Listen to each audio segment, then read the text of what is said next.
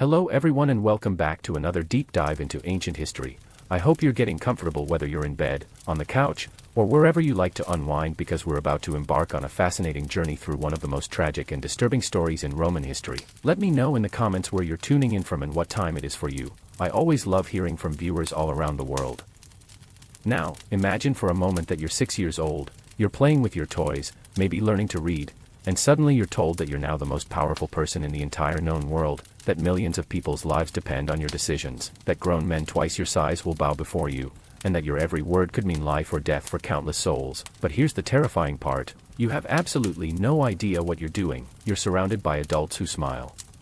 to your face but whisper poison in dark corners, plotting your downfall, and every single day you wake up not knowing if you'll see another sunset because being a child emperor in ancient Rome wasn't a fairy tale. It was a nightmare that would make even the most hardened adult break down in tears. Tonight we're going to explore the absolutely heartbreaking and spine-chilling story of what it truly meant to be the youngest Roman emperor, and trust me when I say this tale will keep you captivated from beginning to end as we uncover the dark secrets, the brutal politics, and the tragic fate that awaited these children who were thrust into power before they could even understand what power meant. So settle in, get comfortable, and let's begin this incredible journey together because the story I'm about to tell you is one that will fundamentally change how you think about power, childhood, and the brutal realities of ancient Rome. The youngest Roman emperor in history was Gordian III, who technically became emperor at the age of 13, but our story today focuses on several child emperors who suffered tremendously, including Caligula, who became emperor at 24 but experienced the trauma of imperial politics from early childhood, Nero, who became emperor at 16, and most tragically, the various puppet emperors who were mere children when they were thrust into power during the crisis of the 3rd century. But to truly understand why being a young Roman emperor was such a nightmare,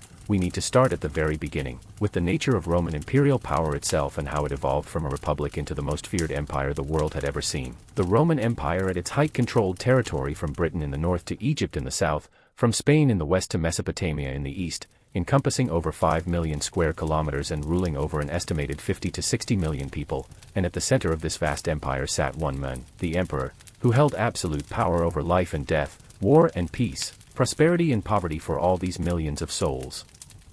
Now imagine being a child and suddenly being told that you are that person, that every decision you make could affect the lives of countless people, that generals twice your age must obey your commands, that senators who have spent decades in politics must bow before you, and that your slightest whim could send armies marching across continents or bring about the execution of thousands. The psychological pressure alone would be enough to drive a grown man insane, but for a child who hasn't even fully developed their sense of self, who doesn't understand the consequences of their actions, who still thinks in terms of games and play rather than life and death, this responsibility was absolutely crushing. Let's start by examining the political structure that made such situations possible, because the Roman Empire didn't just randomly decide to put children in charge. Rather, these situations arose from the complex and often deadly politics of imperial succession, where blood ties to previous emperors mattered more than competence, experience, or even basic sanity. The Roman Empire had no clear constitutional framework for succession, unlike many monarchies where the eldest son automatically inherited the throne. Instead, the emperor could theoretically choose anyone as his successor,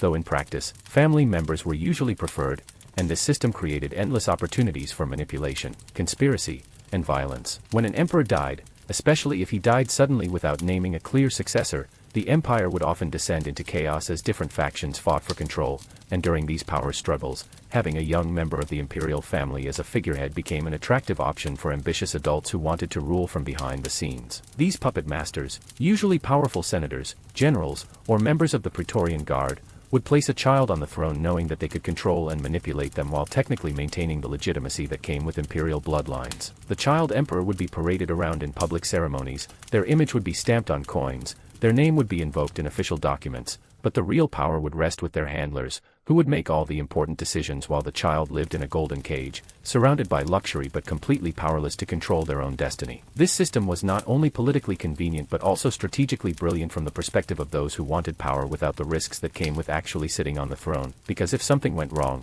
if a military campaign failed, if the people revolted, if the economy collapsed, the blame would fall on the child emperor while the real power brokers could remain safely in the shadows. But for the children themselves, this arrangement was nothing short of torture, because they were simultaneously the most powerful and the most powerless people in the empire, worshipped as gods in public but treated as pawns in private, feared by millions but controlled by a handful of ruthless adults who saw them as nothing more than useful tools. The daily life of a child emperor was a bizarre mixture of incredible luxury and unimaginable stress, where they would wake up in palaces filled with priceless art, surrounded by servants who catered to their every need, dressed in the finest silks and jewels, and fed the most exotic delicacies from across the empire, but at the same time, they would be constantly watched, constantly managed, constantly told what to do, what to say, and how to behave by adults whose real motives were always hidden behind smiles and flattery. Every morning, the child emperor would be awakened by servants who would dress them in the imperial purple, a color that was forbidden to everyone else in the empire, and throughout the day they would be required to participate in endless ceremonies and rituals that they barely understood, sitting through long meetings where important decisions were made by others while they were expected to nod and look imperial, receiving foreign ambassadors who would prostrate themselves before a child who had no idea what they were talking about, and reviewing military reports about campaigns happening thousands of miles away that they had no real ability to influence. The loneliness of these children must have been absolutely crushing, because they couldn't have normal friendships with other children their age, since everyone around them was either a servant who had to obey them or an adult who wanted to use them, and even their family members couldn't be trusted because in the world of imperial politics, blood ties were often meaningless when power was at stake, and brothers, sisters, mothers, and fathers could easily become enemies if they were seen as threats to the current power structure.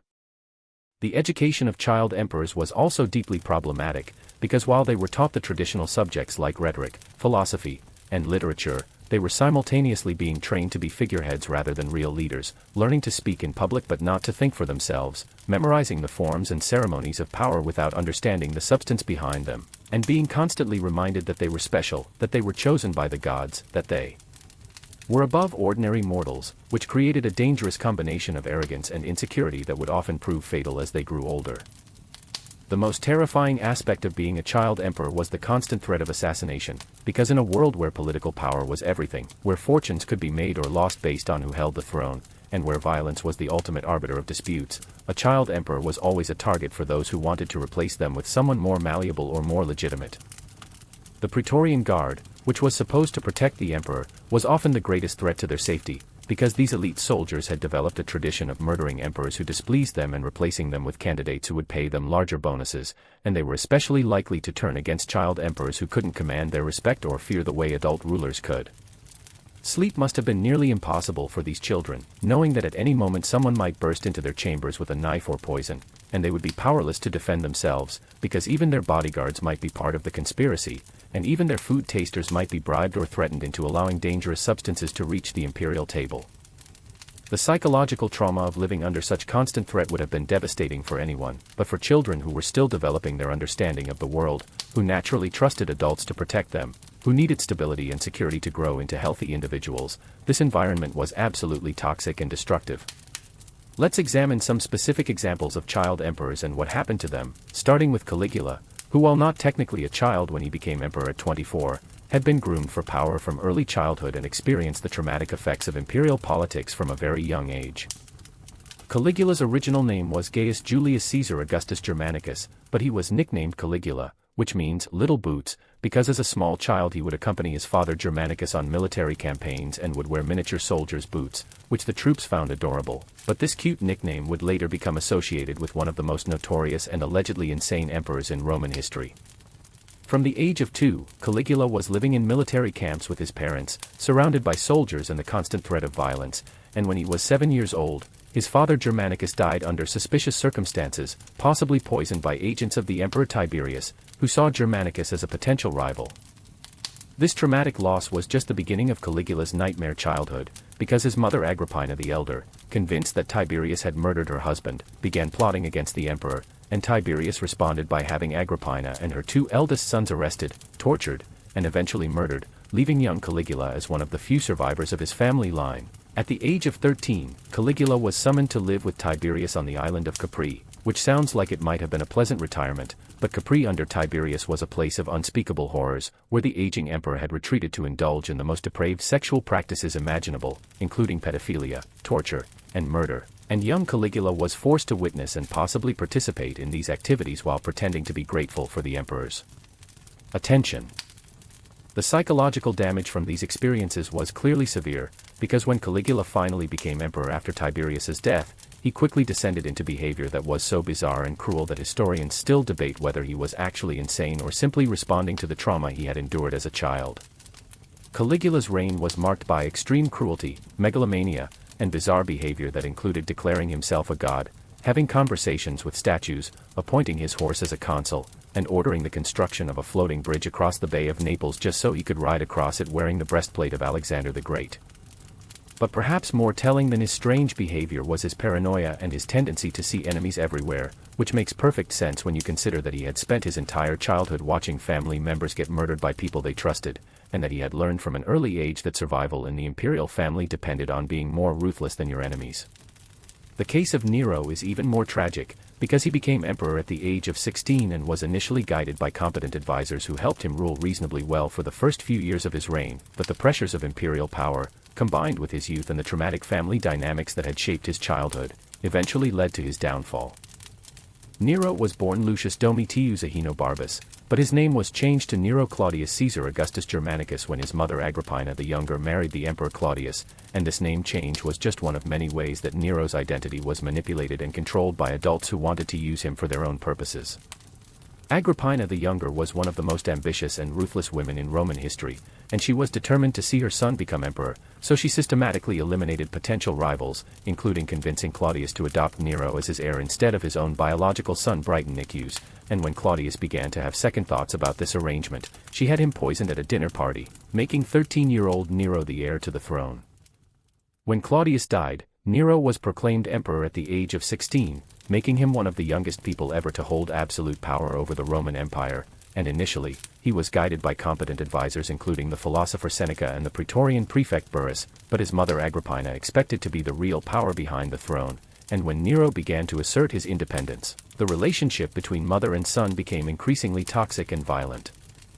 The pressure of being emperor at such a young age, combined with the unnatural relationship with his domineering mother, seems to have driven Nero to increasingly desperate and violent acts, including having his own mother murdered when he was just 22 years old, and this matricide seems to have been a turning point that led to even more erratic and cruel behavior as his reign progressed.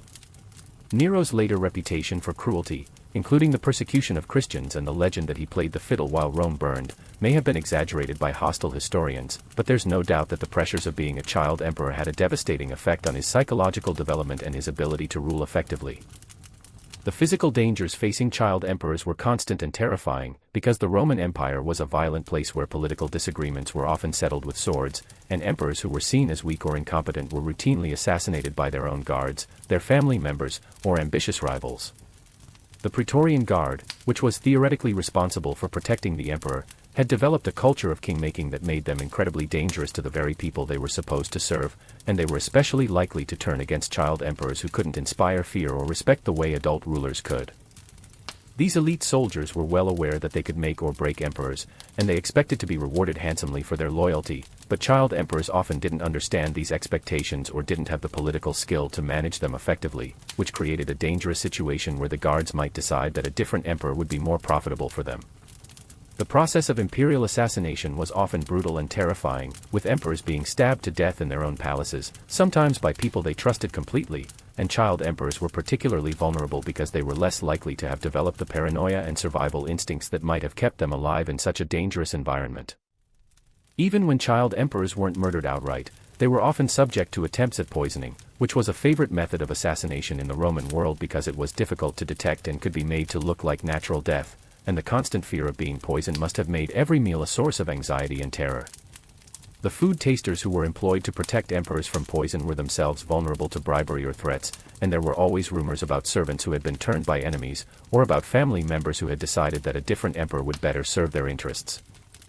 The social isolation of child emperors was perhaps even more damaging than the physical dangers, because these children were cut off from normal human relationships and forced to live in an artificial world where everyone had ulterior motives and no one could be trusted completely. Normal childhood friendships were impossible because other children were either too far below the emperor's social status to be appropriate companions, or they were from families that might have political ambitions and therefore couldn't be trusted, and adult relationships were equally problematic because grown-ups who wanted to be close to the emperor were almost certainly seeking some kind of advantage or influence. The emperor's own family members were often the most dangerous people in their lives, because imperial succession created intense competition between relatives who might see the current emperor as an obstacle to their own ambitions, and there are numerous examples of emperors being murdered by their own mothers, brothers, sisters, or children who decided that they would be better rulers.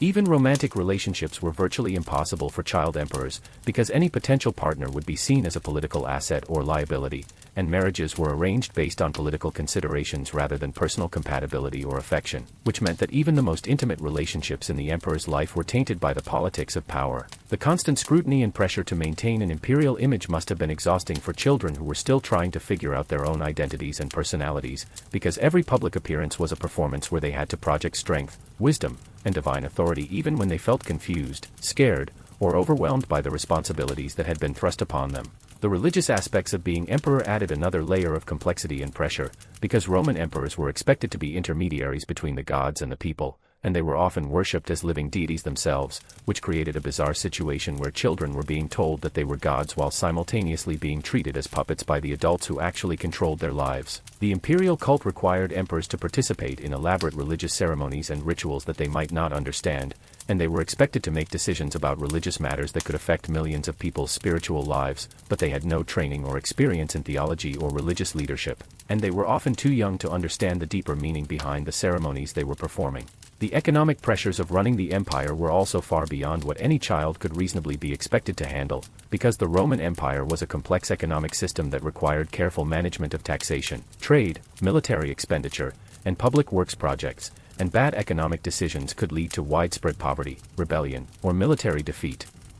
Child emperors were expected to understand complex financial reports, make decisions about currency and taxation, and manage the vast bureaucracy that kept the empire running, but they had no training in economics or administration, and they were dependent on advisors who might have their own agendas or who might be giving them bad advice for personal gain. The military responsibilities of being emperor were perhaps the most terrifying aspect of the job for a child, because Roman emperors were expected to be military leaders who could command the loyalty and respect of hardened soldiers, and they were often required to make life and death decisions about military campaigns, troop movements, and strategic planning. The Roman military was a professional force that respected strength, competence, and experience, qualities that child emperors obviously lacked, and soldiers who didn't respect their commander were likely to mutiny, desert, or even switch sides in the middle of a battle, which could lead to military disasters that might cost thousands of lives and threaten the stability of the entire empire. Child emperors were sometimes required to accompany their armies on campaign, which meant traveling thousands of miles through dangerous territory, living in military camps, and potentially facing enemy forces in battle, and while they would be heavily protected by their guards, the stress and danger of military life would have been incredibly traumatic for children who should have been playing games and learning to read rather than planning the conquest of foreign lands. The legal responsibilities of being emperor were also overwhelming for children, because Roman emperors served as the ultimate judges in the imperial legal system, and they were expected to make decisions about matters of life and death, property rights, and civil disputes that could affect the lives of thousands of people. The Roman legal system was incredibly complex, with intricate procedures and precedents that required years of study to master, but child emperors were expected to understand these complexities and make wise decisions even though they had no legal training and were often too young to understand the moral and ethical implications of their choices. The pressure to make correct legal decisions must have been enormous, because a wrong decision could lead to innocent people being executed, guilty parties escaping punishment, or legal precedents being set that would affect future generations, and child emperors had to live with the knowledge that their mistakes could have consequences that lasted far beyond their own lifetimes. The corruption that surrounded child emperors was systematic and pervasive, because adults who gained access to the imperial court knew that they could manipulate young rulers who didn't understand the true nature of the requests being made of them, and unscrupulous courtiers would use their influence to enrich themselves, settle personal scores, or advance their own political agendas while the child emperor remained largely unaware of what was happening. The gift-giving culture of the imperial court meant that people were constantly offering valuable presents to the emperor in exchange for favors, and child emperors who enjoyed receiving gifts might not understand that these presents came with strings attached, and that accepting them created obligations that could be exploited by clever manipulators. The bureaucratic structure of the empire provided numerous opportunities for corruption, because officials who were supposed to serve the emperor's interests could easily deceive a child ruler about what was actually happening in the provinces, and they could use their positions to extort money from citizens, embezzle public funds, or abuse their authority in ways that would reflect badly on the emperor if they were discovered. The international dimensions of being emperor added yet another layer of complexity and danger, because the Roman Empire was constantly dealing with foreign powers, barbarian tribes, and diplomatic crises that required sophisticated understanding of international relations, military strategy, and cultural differences that were far beyond the comprehension of most children. Child emperors were expected to receive foreign ambassadors and make decisions about treaties, trade agreements, and military alliances that could affect the balance of power across the known world, but they had no experience in diplomacy and were often dependent on advisors who might have their own reasons for wanting to pursue particular foreign policies. The barbarian tribes that threatened the empire's borders were often led by experienced warriors who had spent their entire lives fighting, and they were unlikely to be intimidated by child emperors who had never held a sword in battle, which created opportunities for foreign enemies to test the empire's strength and potentially launch invasions during periods when the imperial leadership was seen as weak. The tributary relationships that the empire maintained with various client kingdoms and allied states required constant attention and careful management, because local rulers who had agreed to submit to Roman authority might see a child emperor as an opportunity to reassert their independence or to renegotiate the terms of their submission.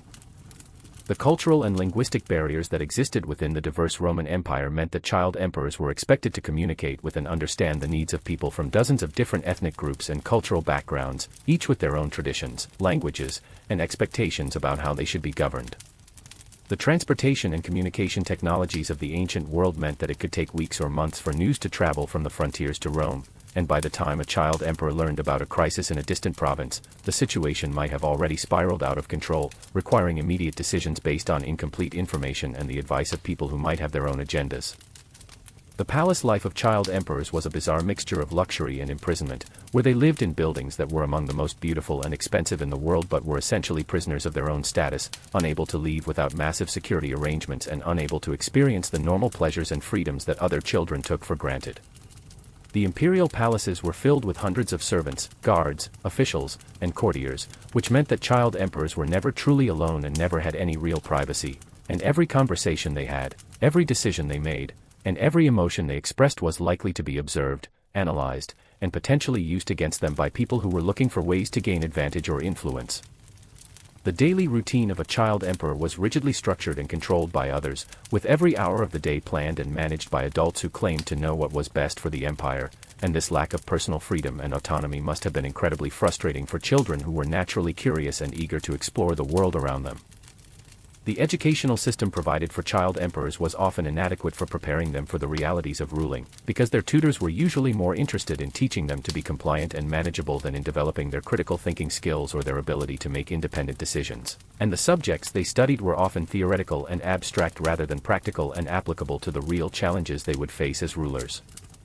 The entertainment and recreation available to child emperors was limited by security concerns and the need to maintain imperial dignity, which meant that they couldn't participate in the games, sports, and social activities that were normal parts of childhood for other young people, and their leisure time was often filled with formal ceremonies, official receptions, and other duties that were more like work than play. The clothing and personal appearance of child emperors was carefully controlled and managed by others, because they were expected to present a certain image of imperial power and dignity at all times, and this meant that they couldn't dress comfortably or casually, and they were often required to wear heavy, elaborate garments that were designed more for symbolic effect than for comfort or practicality. The food served to child emperors was carefully controlled and monitored for security reasons, which meant that they couldn't enjoy the simple pleasure of eating what they wanted when they wanted it, and meals became sources of anxiety rather than enjoyment because of the constant fear of poisoning and the need to maintain formal etiquette even during private dining. The health care available to child emperors was actually quite advanced for the ancient world, but it was also a source of constant worry and manipulation, because imperial physicians were often more interested in maintaining their positions and influence than in providing honest medical advice, and they might prescribe treatments or medicines that were intended to keep the emperor dependent on their services rather than to promote genuine health and well-being. The sleep patterns of child emperors were often disrupted by the demands of their position, because crises could arise at any time of day or night, and they might be awakened to deal with urgent matters that couldn't wait for morning, and the stress and anxiety of their position probably made it difficult for them to get the kind of restful sleep that growing children need for proper physical and mental development. The exercise and physical activity available to child emperors was limited by security concerns and the formal requirements of their position, which meant that they couldn't run, play, or engage in the kind of physical activities that are essential for healthy childhood development, and this lack of physical activity probably contributed to both physical and mental health problems as they grew older. The seasonal celebrations and festivals that were important parts of Roman culture became work obligations for child emperors rather than opportunities for joy and celebration, because they were expected to participate in these events as ceremonial figures rather than as participants who could simply enjoy the festivities. The literature and poetry that child emperors were exposed to was often chosen more for its political and moral content than for its entertainment value, which meant that they were deprived of the simple pleasure of reading stories and poems that were written primarily to delight and amuse rather than to instruct and edify. The music and artistic performances that child emperors witnessed were often formal court entertainments rather than the spontaneous and joyful expressions of creativity that other children might experience, and even their exposure to the arts was filtered through the lens of political necessity and imperial dignity. The animal companions that child emperors might have had were often chosen and managed by others for symbolic or practical reasons rather than for the emotional connection and companionship that pets can provide, and even these relationships were subject to the political and security considerations that governed every aspect of imperial life. The weather and natural environment that child emperors experienced was often filtered through the artificial environment of the palace, where they were protected from the elements but also cut off from the natural world that other children could explore and enjoy freely. The seasonal changes that marked the passage of time for other people became just another series of ceremonial obligations for child emperors, who were expected to participate in seasonal festivals and rituals but who might never have the opportunity to experience the simple joy of playing in the snow, swimming in a river, or picking flowers in a meadow. The night sky that other children could look up at and wonder about was often hidden from child emperors by the walls and roofs of their palaces, and they were deprived of the sense of wonder and connection to the natural world that comes from being able to observe the stars and planets and to imagine what might be beyond the earth. The simple pleasure of walking barefoot in grass or sand was probably unknown to child emperors, who were always dressed in formal footwear and who were never allowed to go anywhere without proper escort and preparation. The ability to get dirty while playing, which is such an important part of normal childhood development, was completely forbidden to child emperors, who were expected to maintain their imperial dignity at all times and who were surrounded by servants whose job it was to keep them clean and properly dressed. The opportunity to make mistakes and learn from them, which is essential for the development of judgment and wisdom, was severely limited for child emperors, because their mistakes could have consequences that affected millions of people, and they were surrounded by adults who were more interested in preventing errors than in allowing natural learning through trial and error. The chance to develop genuine friendships based on mutual affection and shared interests was virtually impossible for child emperors, because everyone who wanted to be close to them had ulterior motives, and they could never be sure whether people liked them for themselves or for the power and influence they represented. The normal process of gradually taking on more responsibility as they matured was impossible for child emperors, who were given ultimate responsibility immediately and who never had the chance to develop their abilities gradually through age-appropriate challenges and experiences. The opportunity to rebel against authority figures and to test boundaries, which is a normal and healthy part of adolescent development, was extremely dangerous for child emperors, because their rebellion could be interpreted as a threat to the stability of the empire and could lead to their assassination or overthrow. The ability to make their own choices about their future careers and life paths was completely denied to child emperors, who were locked into their roles from birth and who could never explore alternative possibilities or discover what they might have been good at if they had been allowed to develop naturally. The privacy necessary for self-reflection and emotional development was completely absent from the lives of child emperors, who were constantly observed and monitored and who never had the opportunity to process their experiences and emotions without interference from others. The unconditional love and support that children need from their families was often corrupted by the political necessities of imperial life, where even parents and siblings might see the child emperor as a political asset or liability rather than as a beloved family member who deserved protection and nurturing. The sense of security and stability that children need in order to develop healthy personalities was completely absent from the lives of child emperors, who lived in constant fear of assassination, overthrow, or betrayal and who could never trust that the adults in their lives were genuinely interested in their well-being. The gradual introduction to the complexities of adult life that allows normal children to develop the skills and judgment they need to make good decisions was impossible for child emperors, who were expected to make life and death decisions immediately without any preparation or gradual introduction to responsibility. The ability to fail safely, which is essential for learning and development, was denied to child emperors, whose failures could lead to military disasters, economic collapse, or political chaos that could affect millions of people and threaten the stability of the entire empire. The opportunity to discover their own interests, talents, and passions was severely limited for child emperors, who were expected to focus entirely on the demands of their imperial role and who were never allowed to explore what they might have enjoyed or been good at if they had been free to choose their own paths. The normal process of identity formation that occurs during childhood and adolescence was severely disrupted for child emperors, who were told from an early age that they were special, divine, and destined for greatness, but who were also controlled and manipulated by adults who saw them as tools rather than as individuals with their own needs and desires. The social skills that children normally develop through interaction with peers were impossible for child emperors to acquire, because they were isolated from other children and because their interactions with adults were always colored by the power dynamics of their position.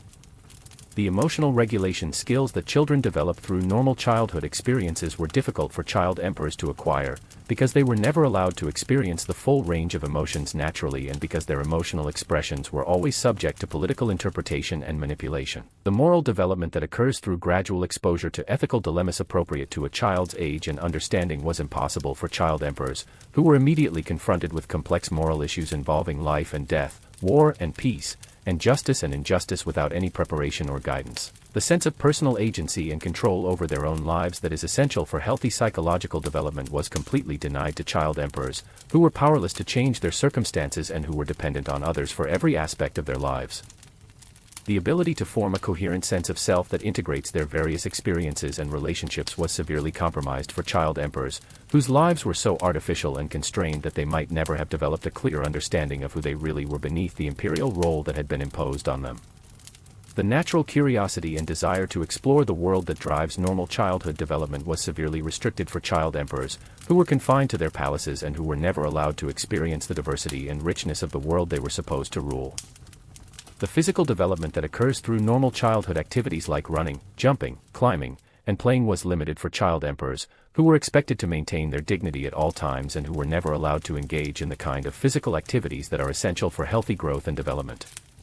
The creativity and imagination that flourished during normal childhood were often suppressed in child emperors, who were expected to conform to rigid expectations and who were never encouraged to express themselves authentically or to explore their own creative impulses. The sense of wonder and joy that should characterize childhood was largely absent from the lives of child emperors, who were burdened with responsibilities and fears that would have been overwhelming for adults and who were never allowed to experience the simple happiness that comes from being loved and protected without conditions or expectations. As we reach the end of our long journey through the nightmare world of child emperors in ancient Rome, I hope you can understand why these young rulers, despite their incredible power and luxury, were actually among the most tragic figures in human history, because they were denied the most basic elements of healthy childhood development and were forced to live in a world of constant danger, manipulation, and responsibility that would have been overwhelming for adults, let alone children. The next time you see a movie or read a book that portrays being a Roman emperor as glamorous and desirable, remember the stories we've explored tonight, and think about the child who woke up every morning not knowing if they would survive the day, who was surrounded by luxury but could trust no one, who held absolute power but was absolutely powerless to control their own destiny.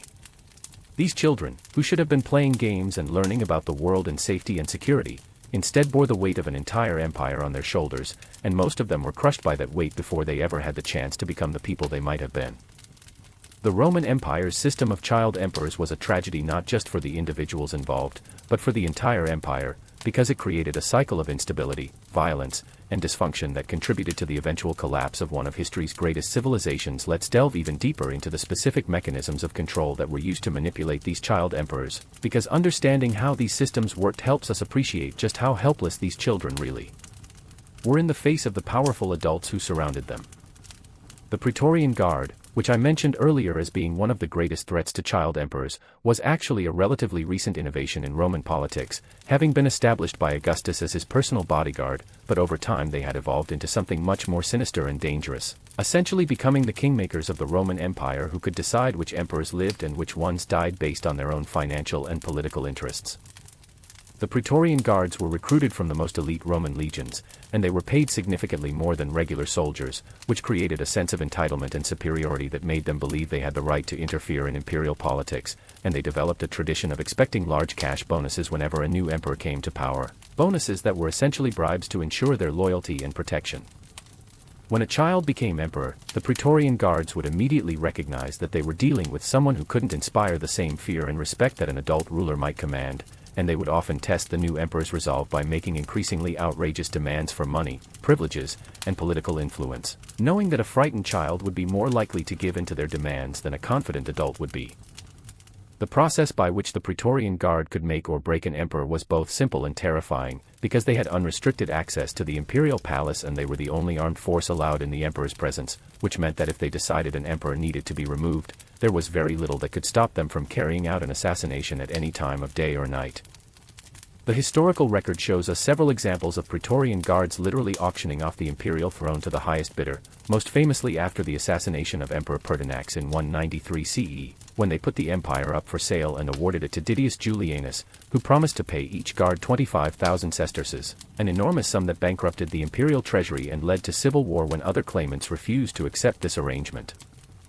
For child emperors, the threat posed by the Praetorian Guard was even more acute because these children couldn't possibly understand the complex financial and political calculations that governed the Guard's loyalty, and they were dependent on advisors who might themselves be working with the Guards to manipulate or control the imperial succession. The Senate, which had once been the governing body of the Roman Republic, continued to exist during the imperial period but had been reduced to a largely ceremonial role, yet senators still possessed significant wealth, influence, and political connections that made them dangerous to child emperors who couldn't navigate the complex web of senatorial politics. Many senators had never fully accepted the imperial system and secretly longed for a return to republican government, and they saw weak or incompetent emperors as opportunities to reassert their political influence or even to overthrow the imperial system entirely, and child emperors were obviously seen as particularly vulnerable targets for such political maneuvering. The senatorial class included some of the wealthiest and most educated people in the Roman Empire, and they had access to resources and networks that could be used to finance rebellions, spread propaganda, or coordinate political opposition to emperors they didn't like, and they were skilled in the arts of rhetoric and debate that could be used to undermine an emperor's legitimacy in the eyes of the public. Child emperors were expected to work with the Senate and to show appropriate respect for senatorial dignity and tradition, but they often lacked the political experience and social skills necessary to manage these relationships effectively, and senators could easily exploit a child's inexperience or naivety to advance their own agendas or to create political crises that would weaken imperial authority. The provincial governors who ruled the various territories of the Roman Empire were another major source of danger for child emperors, because these men controlled vast territories, commanded significant military forces, and had access to the wealth and resources of entire provinces, making them potential rivals who could challenge imperial authority if they believed the emperor was weak or incompetent. Many provincial governors were ambitious men who had been appointed to their positions precisely because they were competent military and political leaders, and they were constantly looking for opportunities to advance their careers and increase their power and influence, and a child emperor represented both an opportunity and a threat to their ambitions. The communication systems of the ancient world meant that provincial governors often had significant autonomy in dealing with local crises and military threats, and they could use this autonomy to build personal loyalty among their troops and to establish themselves as alternative centers of power that could challenge the emperor's authority if circumstances seemed favorable. Child emperors were particularly vulnerable to provincial rebellions because they couldn't personally lead armies against rebel governors, and they were dependent on other generals and military commanders whose own loyalty might be questionable, creating a situation where a child emperor might not be able to respond effectively to provincial challenges to their authority. The financial systems that supported the Roman Empire were incredibly complex and required sophisticated understanding of taxation, trade, monetary policy, and public expenditure, and child emperors were expected to make decisions about these matters that could affect the economic well-being of millions of people, but they had no training or experience in economics and were completely dependent on advisors whose motives might not align with the empire's best interests. The Roman economy was based on a complex system of taxation that included land taxes, tribute from conquered territories, customs duties on trade, and various fees and licenses, and the emperor was responsible for setting tax rates, deciding how tax revenue would be spent, and managing the imperial treasury, but child emperors couldn't possibly understand the economic implications of these decisions and were vulnerable to manipulation by advisors who might have their own financial interests at stake.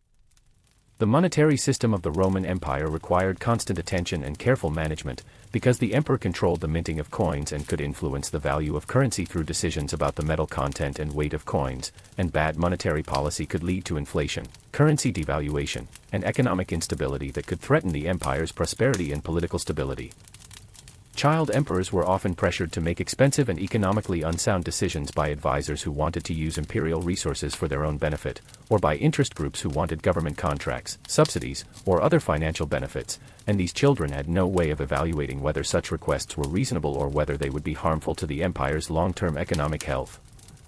The public works projects that were essential for maintaining the empire's infrastructure, including roads, bridges, aqueducts, public buildings, and military fortifications, required enormous expenditures and careful planning, and child emperors were expected to make decisions about these projects that would affect the empire for generations, but they had no understanding of engineering, architecture, or project management and were completely dependent on experts who might have their own Agendas. The military expenditures that were necessary to maintain the Roman army and to defend the empire's borders represented the largest single item in the imperial budget, and child emperors were expected to make decisions about military spending, troop levels, equipment purchases, and military construction projects, but they had no military experience and couldn't evaluate whether military commanders were making reasonable requests or whether they were trying to enrich themselves at the empire's expense. The welfare programs that provided food, entertainment, and other benefits to the population of Rome and other major cities were politically essential for maintaining public order and imperial legitimacy, but they were also extremely expensive and required careful management to prevent them from bankrupting the imperial treasury, and child emperors were expected to balance the political necessity of maintaining these programs against the economic reality of limited resources. The tribute and taxation systems that governed the relationship between Rome and its subject territories were sources of constant tension and potential rebellion, because provincial populations resented having to pay taxes to support an imperial system that often provided them with few benefits, and child emperors were expected to manage these relationships and to make decisions about taxation levels that would maximize imperial revenue without provoking widespread rebellion. The trade policies that governed commercial relationships within the empire and with foreign powers could have enormous economic and political implications, and child emperors were expected to make decisions about tariffs, trade routes, commercial regulations, and diplomatic agreements that could affect the prosperity of entire regions, but they had no understanding of commerce or international economics and were vulnerable to manipulation by merchants and traders who wanted policies that would benefit their own interests. The imperial court itself was a hotbed of corruption, intrigue, and manipulation, where ambitious courtiers competed for access to the emperor and for opportunities to influence imperial policy, and child emperors were particularly vulnerable to these courtiers because they were naturally eager for attention and affection from adults and couldn't distinguish between genuine care and calculated manipulation. The gift-giving culture of the imperial court created numerous opportunities for corruption, because people who wanted favors from the emperor would offer expensive presents that were ostensibly tokens of respect and loyalty but were actually bribes designed to create obligations and to influence imperial decision-making, and child emperors who enjoyed receiving gifts might not understand the strings that were attached to these presents. The ceremonial aspects of imperial life required child emperors to participate in elaborate rituals and public appearances that were designed to reinforce their divine status and political legitimacy. But these ceremonies were often orchestrated by court officials who had their own political agendas and who could use the emperor's participation in these events to send political messages or to advance particular policies. The imperial household included hundreds of servants, slaves, and officials who were responsible for managing the emperor's daily life, and many of these people had access to sensitive information about the emperor's health, mood, plans, and relationships, information that could be valuable to the emperor's enemies and that could be sold or traded for political advantage. The security arrangements that were supposed to protect child emperors were often compromised by the very people who were responsible for providing that security, because guards, servants, and officials could be bribed, threatened, or convinced to betray their emperor if they believed it would be profitable or safer for them to switch sides. The medical care provided to child emperors was often more dangerous than beneficial, because imperial physicians were more interested in maintaining their positions and influence than in providing honest medical advice, and they might prescribe treatments that were designed to keep the emperor dependent on their services rather than to promote genuine health and recovery. The educational system provided for child emperors was often designed more to create compliant and manageable rulers than to develop independent thinking and leadership skills, and tutors might deliberately limit the emperor's education or provide biased information that would serve their own interests or the interests of their patrons. The entertainment and cultural activities that were provided for child emperors were often carefully chosen and controlled to influence their attitudes and beliefs, and even seemingly innocent activities like attending theatrical performances or gladiatorial games could be used to expose the emperor to political messages or to gauge their reactions to particular ideas or policies. The marriage arrangements that were made for child emperors were always political in nature, designed to create alliances between powerful families or to consolidate political power, and these children had no say in choosing their spouses and were often married to people who were much older than them or who came from families with their own political agendas. The religious responsibilities of child emperors included not only participating in traditional Roman religious ceremonies but also managing the imperial cult that treated the emperor as a living god, and this created a bizarre psychological situation where children were told they were divine while simultaneously being treated as powerless pawns by the adults who controlled their lives. The legal system of the Roman Empire placed the emperor at the apex of the judicial hierarchy, making him the final arbiter of legal disputes and the source of all legal authority, but child emperors had no legal training and couldn't understand the complex principles and precedents that governed Roman law, making them dependent on legal advisors who might have their own interests in the outcomes of particular cases. The diplomatic responsibilities of child emperors included receiving foreign ambassadors, negotiating treaties, and managing relationships with client kingdoms and allied states, but these children had no understanding of international relations and were completely dependent on advisors who might have their own reasons for wanting to pursue particular foreign policies. The intelligence and espionage systems that were essential for maintaining imperial security and for gathering information about potential threats were controlled by officials who could easily manipulate or deceive child emperors about the nature and extent of various dangers, and these children had no way of independently verifying the information they were given or of evaluating the competence and loyalty of their intelligence advisors. The appointment systems that governed the selection of provincial governors, military commanders, and other high officials were sources of enormous patronage and political influence, and child emperors were expected to make these appointments based on merit and imperial interests, but they had no way of evaluating candidates and were vulnerable to pressure from advisors who wanted to place their own allies in positions of power. The pardon and clemency powers that allowed emperors to override legal decisions and to show mercy to condemned criminals were often exploited by people who wanted to protect their friends or allies, and child emperors were particularly vulnerable to emotional appeals and manipulation when it came to these decisions. The public building and infrastructure projects that were essential for maintaining imperial prestige and for providing services to the population required enormous resources and careful oversight, and child emperors were expected to make decisions about these projects that would affect the empire's appearance and functionality for generations, but they had no understanding of architecture, engineering, or urban planning and were dependent on experts who might have their own financial interests in particular projects. The military recruitment and training systems that provided the empire with its soldiers were essential for maintaining imperial security, but they were also sources of potential political instability if military commanders used their influence over recruitment and training to build personal loyalty among the troops, and child emperors had no military experience and couldn't evaluate whether their military advisors were building effective armies or creating potential threats to imperial authority. The border defense strategies that protected the empire from barbarian invasions and foreign attacks required constant attention and sophisticated understanding of military tactics, logistics, and international relations, and child emperors were expected to make decisions about troop deployments, fortification construction, and alliance agreements that could determine whether the empire's frontiers remained secure or collapsed under pressure from foreign enemies.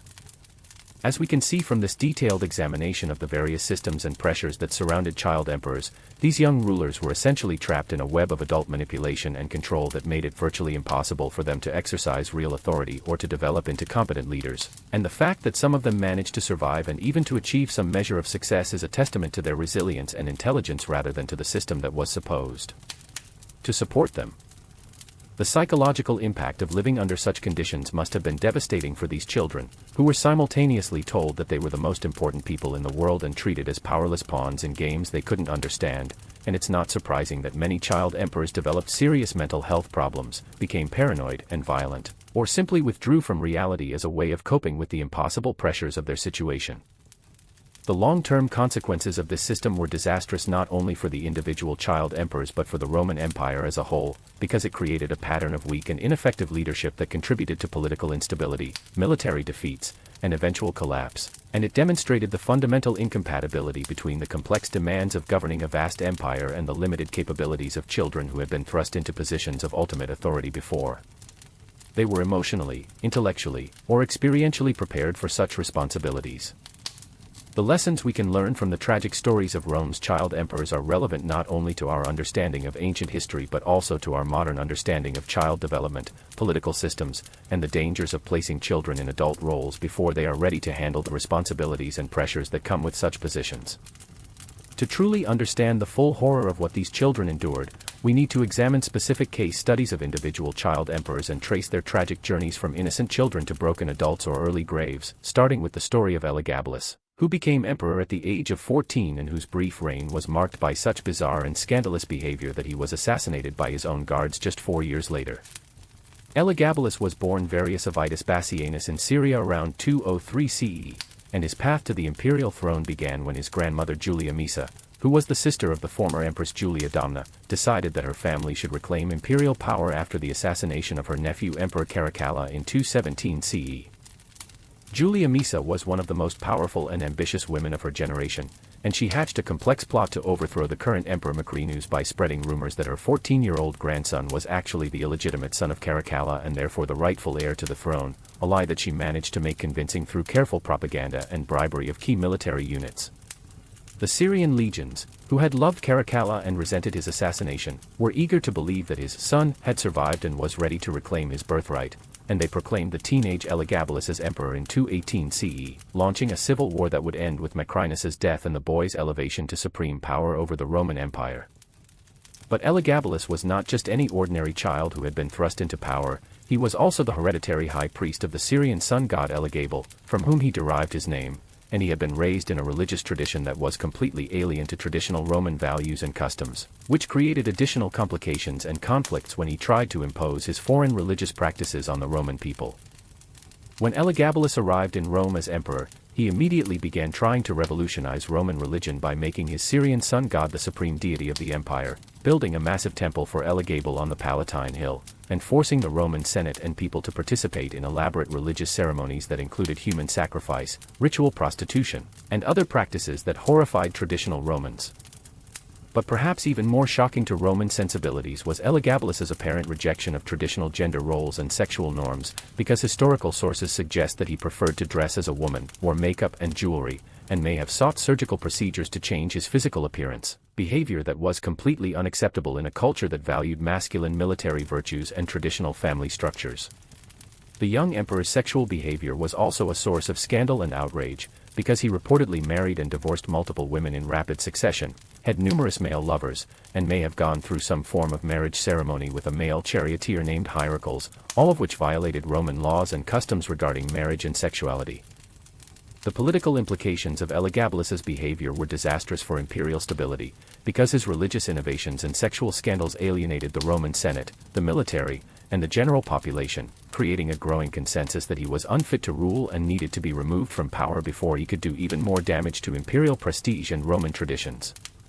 The teenager's grandmother Julia Misa, who had engineered his rise to power, quickly realized that her grandson was becoming a political liability rather than an asset, and she began plotting to replace him with his younger cousin Alexander Severus, who was more conventional in his behavior and more likely to be accepted by traditional Roman elites. The end came in 222 CE when Elagabalus was just 18 years old, as the Praetorian Guard, acting on orders from Julia Misa and other members of the imperial family, murdered both Elagabalus and his mother Julia Soaemias in their palace, throwing their bodies into the Tiber River and proclaiming Alexander Severus as the new emperor.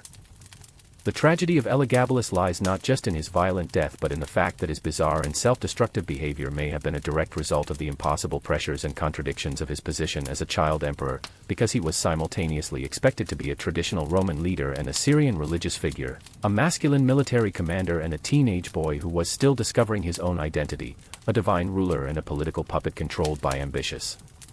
adults who cared more about power than about his well-being. Alexander Severus, who replaced Elagabalus as emperor, provides another tragic example of how the imperial system destroyed the lives of children who were thrust into positions of ultimate authority, because although he was more conventional and acceptable to Roman sensibilities than his predecessor, he was still just 13 years old when he became emperor and was completely dominated by his mother Julia Mamaea, who used her son's position to enrich herself and her allies while making the political and military decisions that were supposedly the emperor's responsibility. Julia Mamaea was even more controlling and ambitious than her aunt Julia Misa had been, and she essentially turned her son into a prisoner in his own palace, monitoring his every move, controlling his access to information, and making sure that he never developed the independence or confidence that might threaten her own power and influence. Under his mother's domination, Alexander Severus became a weak and ineffective ruler who was unable to command the respect of his armies or to deal effectively with the military crises that were threatening the empire's borders, and his reign was marked by increasing barbarian invasions, military mutinies, and political instability that would eventually lead to his assassination by his own troops in 235 CE. The young emperor's attempts to assert his independence from his mother's control were constantly frustrated, and he was never able to develop the leadership skills or personal relationships that might have made him an effective ruler, because Julia Mamaea was determined to maintain her position as the real power behind the throne and saw any sign of independence from her son as a threat to her own authority. The military campaigns that Alexander Severus was forced to lead against Germanic tribes and Persian armies were disasters, partly because he had no military experience and partly because his troops had no respect for a young emperor who was obviously controlled by his mother, and the soldiers began to see him as a symbol of imperial weakness and incompetence rather than as a leader they could follow into battle. The economic policies pursued during Alexander Severus's reign were similarly unsuccessful, because Julia Mamaea was more interested in enriching herself and her supporters than in addressing the serious financial problems that were plaguing the empire, and the heavy taxation and monetary debasement that resulted from these policies created widespread resentment and contributed to the political instability that would eventually lead to the emperor's downfall.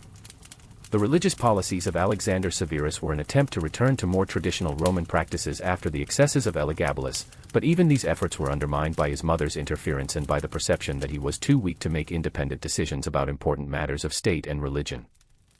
The final crisis came in 235 CE when Alexander Severus was just 26 years old, as his army mutinied during a campaign against Germanic tribes, and the soldiers murdered both the emperor and his mother Julia Mamaea, ending a reign that had been marked by weakness, instability, and the gradual erosion of imperial authority.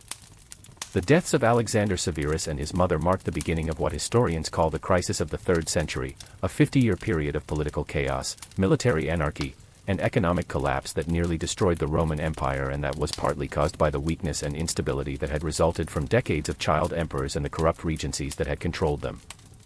But perhaps the most tragic case of all was that of Gordian III, who became emperor at the age of 13 in 238 CE and who represents the ultimate example of how the imperial system could destroy an innocent child's life through the machinations of ambitious adults who cared nothing for his welfare or development.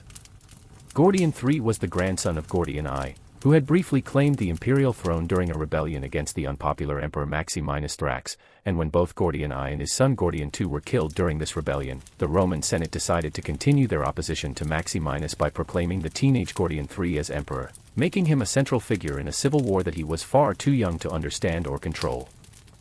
The boy emperor was initially controlled by a regency council that included his mother and several powerful senators, but real power quickly passed to the Praetorian prefect Timesitheus, who became the boy's mentor and eventually his father-in-law when Gordian III married Timesitheus's daughter Furia Sabina Tranquillina. Under Timesitheus's guidance, Gordian III's reign was initially more successful than those of his immediate predecessors, with some military victories against Germanic tribes and effective administration of imperial finances, but this period of relative stability was entirely dependent on the competence and loyalty of the boy's adult handlers rather than on any leadership abilities of his own. The turning point came in 243 CE when Timesitheus died during a military campaign against the Persian Empire, leaving the teenage emperor without his primary protector and advisor, and control over the imperial government quickly passed to the new Praetorian prefect Philip the Arab, who had very different ideas about how the empire should be run and who saw the young emperor as an obstacle to his own ambitions. Philip the Arab was an experienced military commander and politician who had no interest in serving as a regent for a teenage emperor, and he began systematically undermining Gordian III's authority while building support among the army for his own claim to imperial power, creating a situation where the young emperor was increasingly isolated and powerless. The final tragedy occurred in 244 CE when Gordian III died under mysterious circumstances during the Persian campaign, with some sources suggesting that he was murdered by Philip's agents while others claim that he died in battle, but in either case, his death at the age of 19 marked the end of a life that had been entirely consumed by the political ambitions of adults who had used him as a pawn in their struggles for power. The reign of Gordian III illustrates perfectly how the imperial system could take an innocent child and transform him into a tragic figure whose entire existence was defined by forces beyond his control, because from the age of 13 until his death at 19, every aspect of his life was determined by the political and military necessities of maintaining imperial power rather than by his own needs, desires, or development as a human being.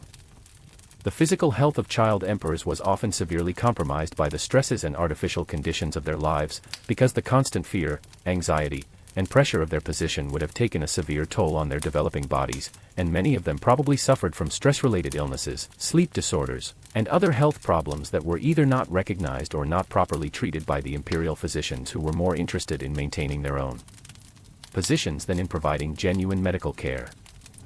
The dietary restrictions and elaborate food safety protocols that were designed to protect child emperors from poisoning meant that they often couldn't eat normal, healthy food, and their meals were frequently delayed, interrupted, or altered for security reasons, which could have led to nutritional deficiencies and eating disorders that would have affected their physical and mental development. The lack of physical exercise and outdoor activity that resulted from security concerns and ceremonial obligations meant that many child emperors were probably physically weak and unhealthy, because they couldn't engage in the running, playing, and other physical activities that are essential for normal childhood development, and they were often confined to palaces and other indoor spaces where they couldn't experience fresh air, sunlight, and the natural environment. The elaborate clothing and ceremonial regalia that child emperors were required to wear for public appearances were often heavy, uncomfortable, and restrictive, and wearing these garments for long periods during ceremonies and official functions would have been physically exhausting and psychologically oppressive for children who just wanted to move and play naturally. The sleep patterns of child emperors were constantly disrupted by the demands of their position, because imperial business could arise at any time of day or night, and they might be awakened to deal with urgent matters or to participate in emergency meetings, and this lack of adequate sleep would have seriously affected their physical health, emotional stability, and cognitive development. The medical treatments that were available to child emperors were often more harmful than helpful, because ancient medical practices included procedures like bloodletting, purging, and the administration of toxic substances that were believed to have healing properties. And imperial physicians might prescribe these treatments not because they would help the emperor but because they were expected to do something dramatic and impressive. The constant surveillance and lack of privacy that characterized the lives of child emperors meant that they could never relax completely or let down their guard, and this chronic state of hypervigilance would have been mentally and physically exhausting, contributing to anxiety disorders, paranoia, and other psychological problems that would have made their lives even more difficult and miserable. The sexual exploitation that many child emperors probably suffered is a topic that ancient sources generally avoid discussing directly, but given the power dynamics of the imperial court and the vulnerability of children who had no real protection from the adults who controlled their lives, it seems likely that many young emperors were subjected to inappropriate sexual contact or abuse by their handlers, tutors, or other court officials. The marriage arrangements that were made for child emperors often involved significant age differences and were designed to serve political rather than personal purposes, which meant that these children were often forced into sexual relationships with much older partners before they were emotionally or physically ready for such experiences, and these relationships were probably characterized by exploitation and abuse rather than mutual affection and respect. The complete lack of sex education or preparation for adult relationships meant that child emperors entered marriage and sexual relationships without understanding what was happening to them or what their rights and options might be, and they were vulnerable to manipulation and abuse by spouses and other sexual partners who saw them as political assets rather than as individuals deserving of respect and consideration. The reproductive pressures that were placed on child emperors, particularly the expectation that they would produce heirs to continue the imperial dynasty, meant that they were often forced into sexual activity and childbearing before they were physically or emotionally mature enough to handle these responsibilities, and the health risks associated with early pregnancy and childbirth would have been significant for young empresses who were still children themselves. The emotional and psychological development that should occur during adolescence and early adulthood was severely disrupted for child emperors, who were never allowed to experience the normal process of identity formation, peer relationships, and gradual assumption of adult responsibilities that characterizes healthy human development, and this disruption probably left many of them with serious personality disorders and psychological problems that made it impossible for them to function effectively as adults or leaders.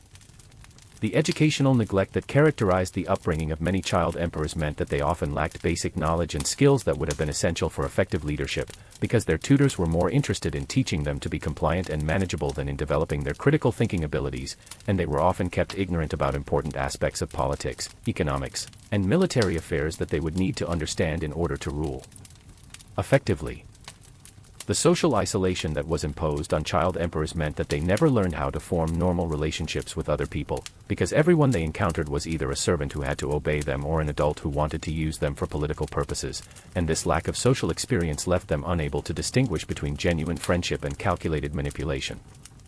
The moral and ethical development that should occur during childhood and adolescence was severely compromised for child emperors, who were often encouraged to see themselves as above normal moral constraints and who were rarely held accountable for their actions in the way that would help them develop a proper sense of right and wrong, and this moral confusion probably contributed to the cruel and destructive behavior that characterized many imperial reigns.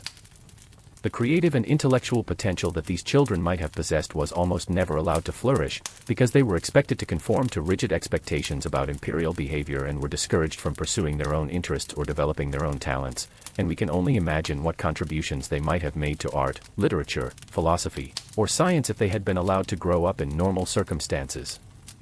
The spiritual and religious development of child emperors was often distorted by the requirements of the imperial cult, which treated them as living gods while simultaneously subjecting them to the control and manipulation of very human political forces, and this contradiction between their supposed divine status and their actual powerlessness must have been deeply confusing and psychologically damaging. The language and communication skills that child emperors developed were often limited to formal, ceremonial speech patterns that were appropriate for public appearances but were inadequate for normal human communication, and they might have difficulty expressing their own thoughts and feelings or understanding the genuine emotions and motivations of others. The decision-making abilities that these children should have been developing through age-appropriate challenges and experiences were either never allowed to develop or were overwhelmed by responsibilities that were far beyond their capacity to handle, and this lack of proper decision-making experience meant that they often made poor choices when they did have the opportunity to exercise independent judgment. The emotional regulation skills that are essential for mental health and effective leadership were extremely difficult for child emperors to develop, because they were constantly subjected to intense pressures and conflicting demands while being denied the support and guidance that children need to learn how to manage their emotions effectively. The sense of personal worth and self-esteem that should develop during childhood was often severely damaged in child emperors, who were simultaneously told that they were the most important people in the world and treated as powerless pawns whose own needs and desires were irrelevant to the adults who controlled their lives. The ability to trust others and form meaningful relationships, which is fundamental to human happiness and mental health, was virtually impossible for child emperors to develop, because they lived in an environment where betrayal was common, where everyone had ulterior motives, and where even family members might be plotting against them. The sense of security and stability that children need in order to develop healthy personalities was completely absent from the lives of child emperors, who lived in constant fear of assassination, overthrow, or betrayal, and who could never be certain that they would survive from one day to the next.